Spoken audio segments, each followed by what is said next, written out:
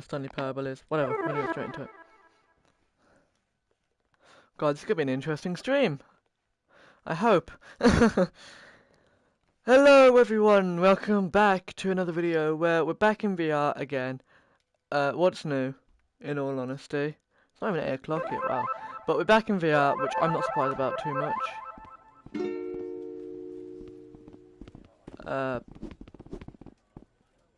Okay then. Excuse me. Would like to... We're going to begin with an intro. So, hello everyone, welcome to the Stanley Parable in Rec Room. I don't know what this game is. I don't know what I'm supposed to do in this game. I don't know what the main objective of this game is, but we're going to play around with it. We're going to have a little bit of fun. We're going to see what we can do. And it should be quite interesting. I'm hoping, anyway. Right, that's a recommended height. Great, I'm just above it. Team Parable presents. Whoa. This is the story of a man named Stanley. Oh, nice. Stanley worked for a company in a big building where he was employee number 427. Employee number 427's job was simple. He sat at his desk in room 427 and he pushed buttons on a keyboard. Orders came to him through a monitor on his desk, telling him what buttons to push, how long to push them, and in what order. This is what employee 427 did every day of every month of every year. That sounds very depressing. Although others might have considered it soul-rending, Stanley relished every moment that the orders came in, as though he had been made exactly for this job. And Stanley was happy. That's weird, bro. Why would you be happy about that? And then one day, something very peculiar happened. Something that would forever change Stanley. Oh no. Something he would never quite forget. Oh no. He had been at his desk for nearly an hour when he realized that not one single order had arrived on the monitor for him to follow. No one had showed up to give him instructions, call a meeting, or even say hi. Never in all his years at the company had this happened. This complete isolation. Something was very clearly wrong. Shocked, frozen solid, Stanley found himself unable to move for the longest time. But as he came to his wits and regained his senses, he got up from his desk and stepped out of his office.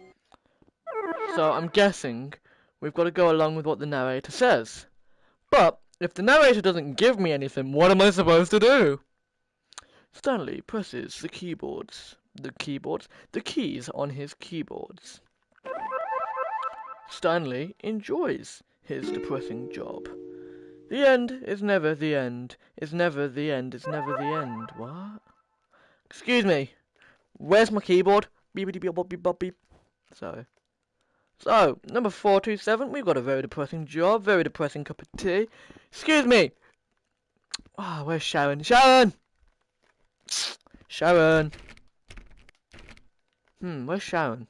All of his co-workers were gone. What could it mean? Sharon's Stanley decided to go to the meeting room. Perhaps he had simply missed a memo. In VR, that looked like it said simply missed a meme. Excuse me, Sharon! Karen, excuse me.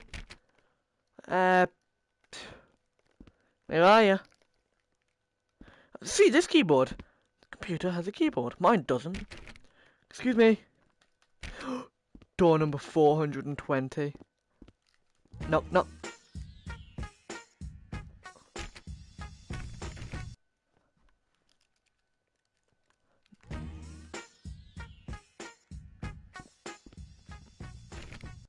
Oh my god. Come on, Stanley. That's amazing detail. Excuse me. I'm guessing that's where we have to go. Dun-dun-dun-dun-dun. That's probably copyright, I just realised.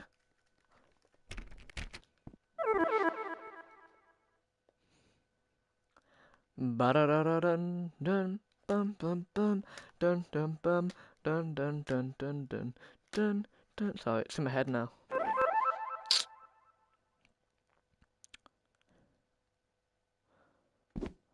I have no idea what I'm doing. Oh, narrator. When Stanley came to a set of 2 open doors, he entered the door on his left. Left.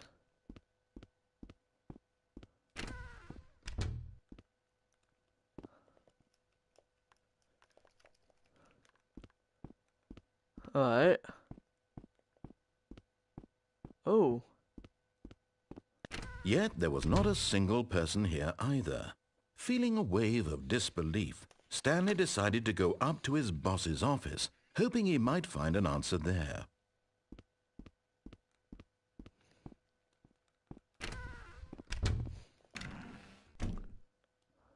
Stanley stepped into the broom closet, but there was nothing here, so he turned around and got back on track. No, I didn't. Shut up. Stanley tried to touch everything possible, but he couldn't. There was nothing here. No choice to make, no path to follow, just an empty broom closet. No reason to still be here. I love the narrator. I love him. Okay. This is really interesting. And I don't even know what this is about. And I'm not even facing my camera. Actually, I am. Ba-da-da-da-dum, bum, bum, bum, bum, bum, bum, bum, bum, bum. I still can't believe I knocked on door number 420 and then that started playing. Then again, ow, I'm not surprised. Stanley found himself. Coming to a staircase, Stanley walked upstairs to his boss's office. Let's go downstairs then. Actually, let's not go downstairs. Let's do what the narrator tells me. Excuse me.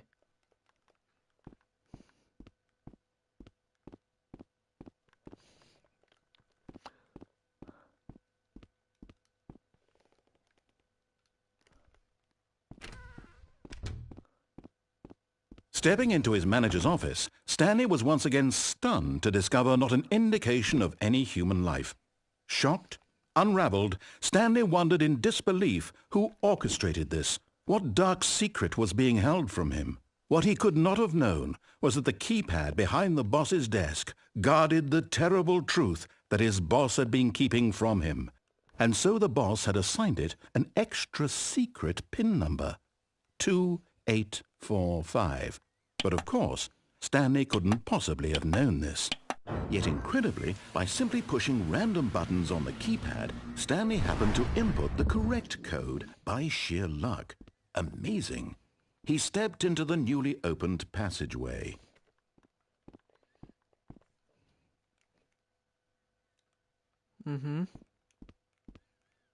Now what? Do I have to go down?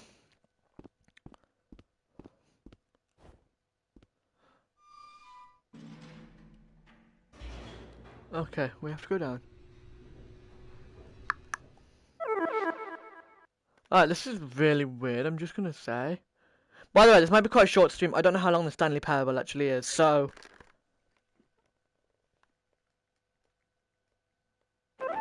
Descending deeper into the building, Stanley realized he felt a bit peculiar. It was a stirring of emotion in his chest, as though he felt more free to think for himself, to question the nature of his job. Why did he feel this now, when for years it had never occurred to him? This question would not go unanswered for long. Okay. Stanley walked straight ahead through the large door that read Mind Control Facility. Okay.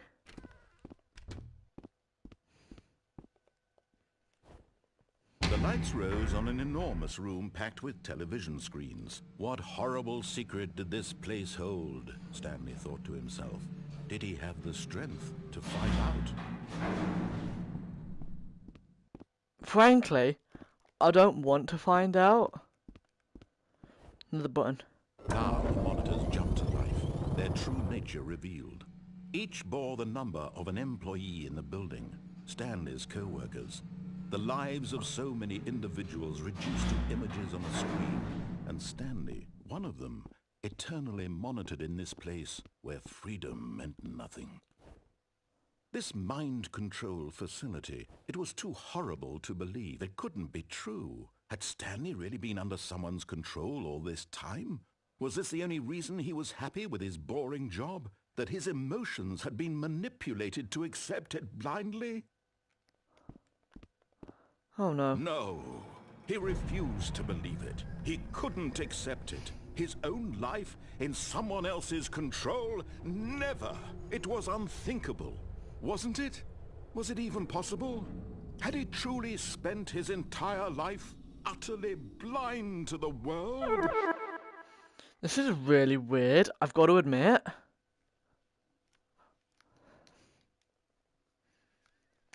Poor Stanley, bro. He's been lied to. I know how that feels.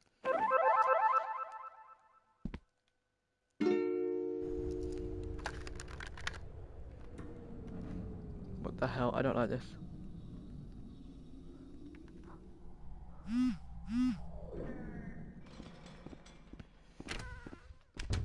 But here was the proof. The heart of the operation.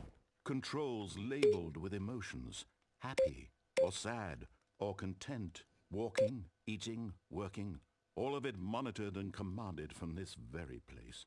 And as the cold reality of his past began to sink in, Stanley decided that this machinery would never again exert its terrible power over another human life.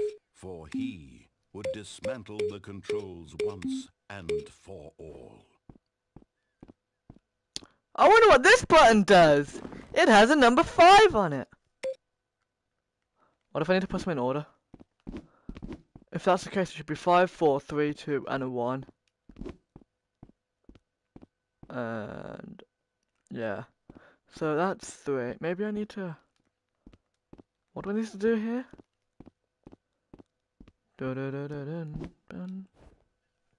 1, 2,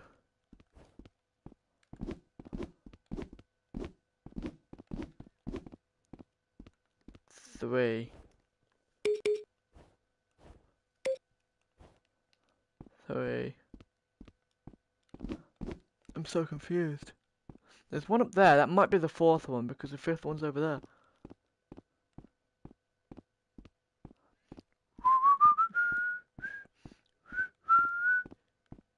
Yep, 4. Narrator, I need to know I'm doing something good. Either 5, 4... What was that? Oh, I don't know. But it was either 5, 4, 3, 2, 1 or 1, 2, 3, 4, 5.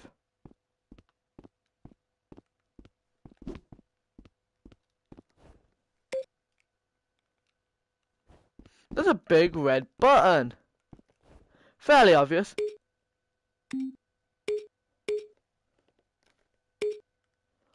Okay, that big red button did nothing. What if it's 5, 4, 3, 2, 1? I'm so confused.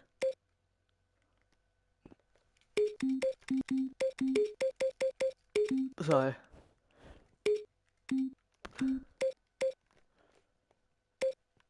Alright, we're gonna try 5, 4, 3, 2, 1 because that, in most films, I don't have to reset the counter. What's actually in there? Actually, let's have a look. I don't like this book, it's like really dark. But maybe...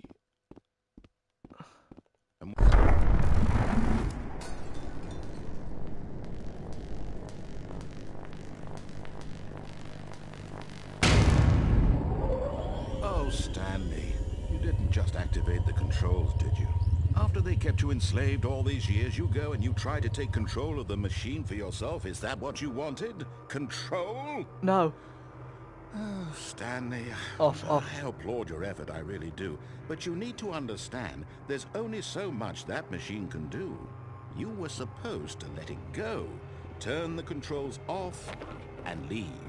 If you want to throw my story off track, you're going to have to do much better than that. I'm afraid you don't have nearly the power you think you do. For example, and I believe you'll find this pertinent, Stanley suddenly realized he had just initiated the network's emergency detonation system. In the event that this machine is activated without proper DNA identification, nuclear detonators are said to explode, eliminating the entire complex. How long until detonation then? Let's say 2 minutes. Now this is making things a little more fun, isn't it, Stanley? It's your time to shine. You are the star. It's your story now. Shape it to your heart's desires.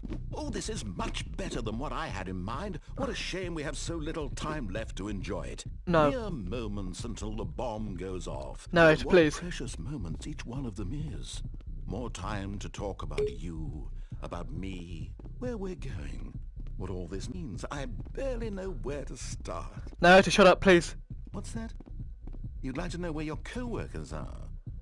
A moment of solace before you're obliterated?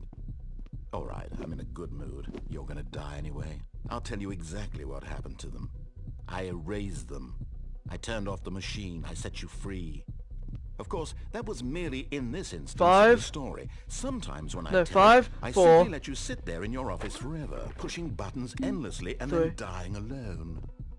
Other times, I let the office sink into the ground, swallowing everyone inside, or I let it burn to a crisp. 2. I have to say this. 1. This version of events has been rather amusing. Watching you try Big red button. Big red button is my only hope. Please, please. It's quite rich. I almost hate to see it go. But I'm sure whatever I come up with on the next go-around will be even better. My goodness, only 34 seconds left. Wait, where's number 1? I'm enjoying this so much. You know what? To hell with it.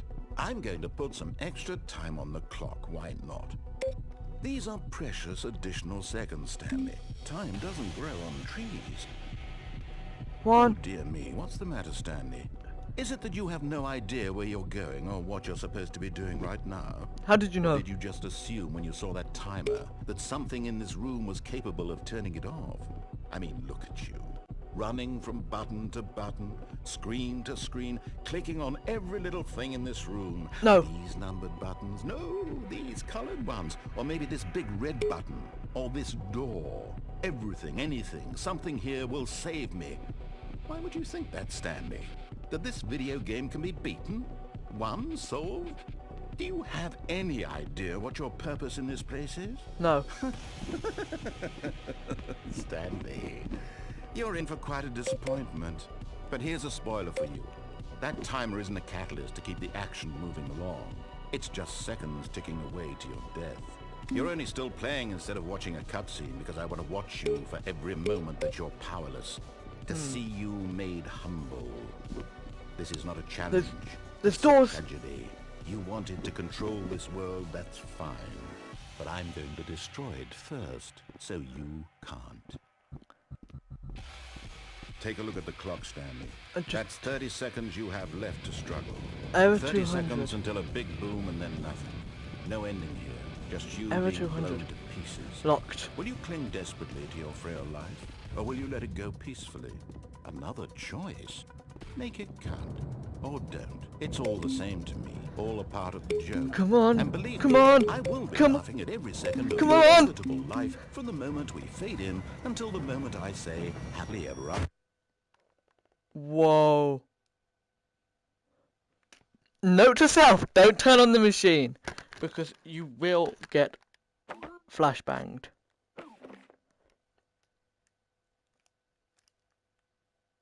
Narrator, I hate you. Oh my god, is this it? Are we just stuck here now? So guys, this was the Stanley Parable. If you guys did enjoy, please leave a like, subscribe, it helps me a lot. Leave a comment what you want me to do in my next video, and I'll try and get as many different endings as possible. This was the one where Stanley gets blown up by the narrator, because, you know, he's cool, he's evil, he hates me. So yeah, thank you guys so much for watching. If you guys did enjoy, please leave a like, subscribe, it helps me a lot.